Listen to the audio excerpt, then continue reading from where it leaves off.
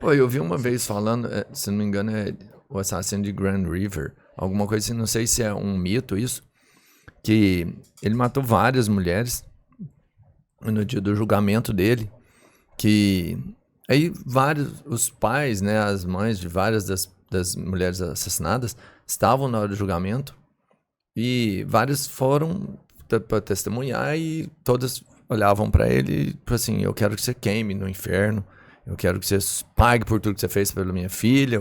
Todos detestavam, odiavam a presença dele ali. E que só esse senhor passou e disse assim pra ele, você me fez testar a coisa mais forte que eu tenho na minha vida, que é a minha fé. E eu te perdoo, meu filho.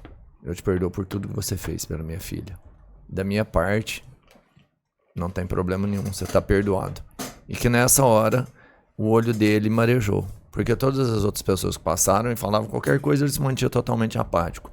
E que nesse instante ele se sensibilizou. Aparentemente se Deve arrependeu. ter sido manipulação, não? Pode, é bem Não provável. sei. Não, sim, mas empatia a gente sabe que ele não tem. Mas será que ele... Será porque... Provavelmente Não, mas sabe não. o porquê disso? Porque mesmo eles não tendo tudo isso, é a parte que o Jeffrey fala que se ele pudesse amar, ele teria amado uma pessoa. Sim. Eu imagino que em alguns momentos, mesmo que uma fagulha de algumas coisas, podem tocar essas pessoas de forma diferente. Olha, é interessante. Tanto pro estímulo do mal como pro do bem, talvez. É interessante, porque algumas pesquisas, alguns testes foram realizados, não no Brasil, fora do Brasil, são bem conhecidos esses testes, com pessoas psicopatas e não psicopatas. Uhum. Ali expunham em um vídeo, um telão, para todas essas pessoas, cenas de amor, cenas de casal, família, cachorro, cenas bárbaras de crimes horrendos, sádicos, que causavam repulsa.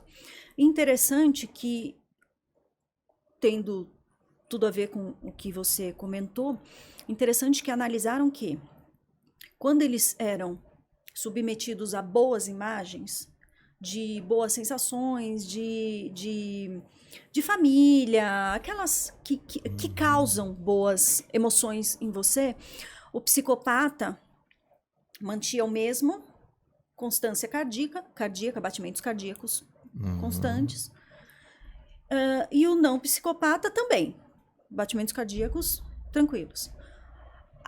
O piscar dos olhos, analisaram também o piscar dos olhos. O psicopata apresentava a mesma constância no piscar dos olhos, além dos batimentos cardíacos, mesma constância no piscar dos olhos. E o não psicopata também. Quando apareciam as imagens de crimes bárbaros, os não psicopatas apresentavam aceleração cardíaca. E o não psicopata? Estável. Mantinha a mesma constância. Quando feita a análise em relação ao piscar dos olhos, nós, não psicopatas, temos a tendência a repelir aquela imagem com repulsa, nos afastando daquela imagem. Então, o nosso piscar de olhos dos não psicopatas eram mais acelerados, tinha essa necessidade de afastamento, né? Fechava o olho, exatamente, virava. se afastava da situação, meio de se afastar, como repulsa aquilo. O psicopata apresentou a mesma constância no piscar dos olhos. Então, você vê que ele realmente não expressa emoções. O que acontece? Mas ele se casa, tem filho, tem namorada, tal. Existe o sentimento de posse, tá?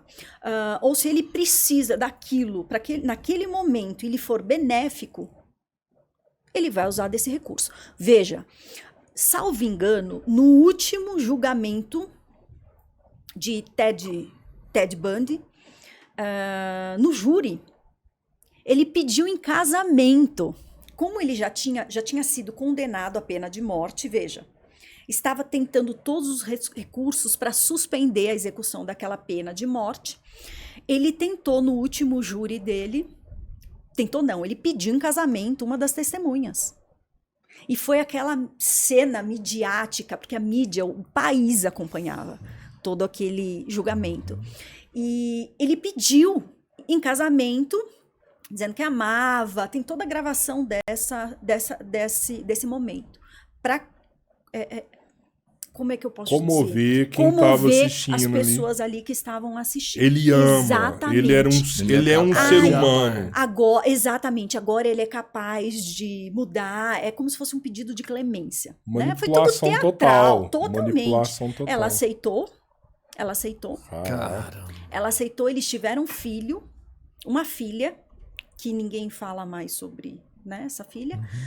Eles tiveram uma filha e logo depois, quando estava prestes, acho que faltava 2 dias para execução da pena de morte, uma cadeira elétrica. Ele resolveu confessar, porque até então ele tinha enganado muitas pessoas. E as pessoas defendiam veementemente. Ele se defendia. Então ele conseguiu manipular todo mundo para sua defesa, né? Então as pessoas acreditavam nele, a mãe dele acreditava nele. Quando ele fez essa confissão 2 dias antes, aí a sua esposa ali, então esposa, pediu o divórcio. Cara. Porque as pessoas não acreditavam que aquele rapaz com boa aparência, eloquente, simpático, que não tinha, né, cara de... Não tem cara. Não tem cara, exatamente. Será que ele confessou para não morrer como um tadinho, assim? Pode ser, é bem possível. Muito bem, né? Porque exatamente. Porque eles ele querem quer ser sair por grandioso cima. pelo que ele fez, né? Exatamente. Ele quer mostrar que ele é melhor do que as pessoas. Exatamente. O Salada esteve aqui com a gente e ele contou do Maníaco do Parque, né? Um caso bem conhecido aqui do Brasil. E que é interessante você falar que a mulher aceitou casar com um psicopata, sabendo, né, do que ele é capaz. E que, no caso do Maníaco do Parque, que ele recebia várias cartas de mulheres dentro da cadeia e tudo mais, e que ele chegou a se casar com uma mulher, né, depois de tudo que fez, e que depois a mulher pediu para separar dele. E falou, por que você separou dele? E o Salada falou que ela virou para ele e falou assim, achava ele meio estranho. E aí... Não é nem de rir, mas percebe como que as pessoas também, conhecendo o perfil de um criminoso, de alta periculosidade, né? Exato. Ainda se sujeitam a uma situação Será dessa.